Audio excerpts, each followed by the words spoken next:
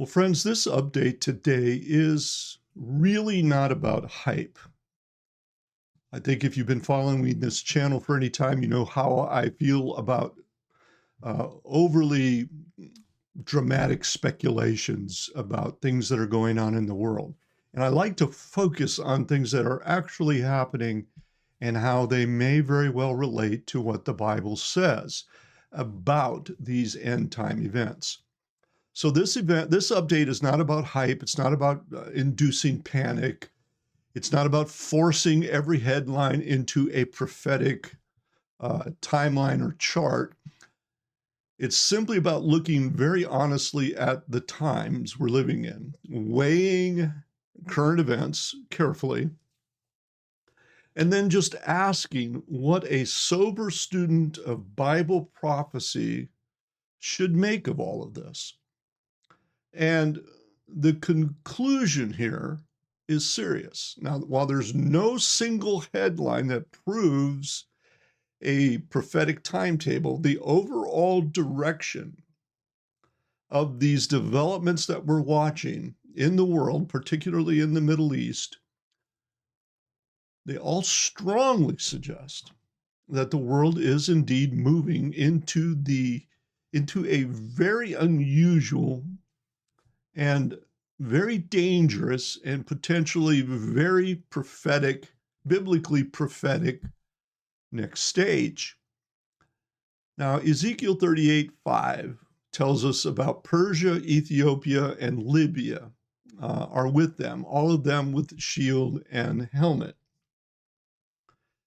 Now, this is an important passage, and it matters because it tells us that in the latter days, during this latter day alignment that we're looking at against Israel, Persia will be there. In spite of what is happening right now, Persia will be there. Persia is, of course, the ancient name associated with the area of modern Iran. Now, having said that, let's, for just a couple of minutes, let's just talk about what's been happening just this past week. Now, the regional picture in the Middle East between Israel, Iran, the United States, and Iran's neighbors has grown darker. It's not grown calmer. The war that began on February 28th has expanded across the Gulf. It's damaged shipping, pushed the global economy into deeper uncertainty. Iran's actions in and around the Strait of Hormuz have sharply reduced traffic through one of the world's most important energy chokeholds, all while the United States has moved even more firepower into the region, including the USS Tripoli and at least 2,500 additional Marines, all aimed at dismantling Iran's military and nuclear infrastructure. At the diplomatic level, the UN Security Council on March 11th adopted Resolution 2817, condemning Iran's attacks on their neighbors, their attacks on Bahrain, Kuwait, Oman, Qatar, Saudi Arabia, the UAE, Jordan. Ostensibly, they're attacking U.S. military bases in those nations.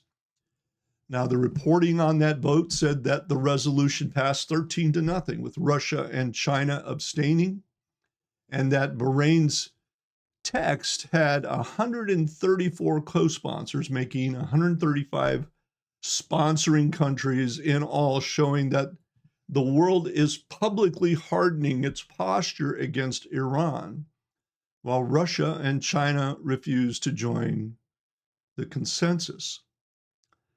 So the takeaway here is that this story is no longer confined to the Middle East. This is becoming a largely global concern.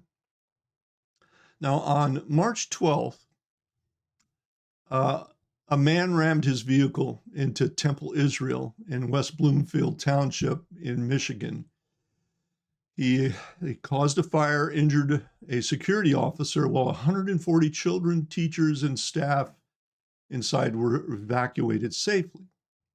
The FBI, of course, described it as an act of violence targeting the Jewish community. the very same day at Old Dominion University in Norfolk, Virginia.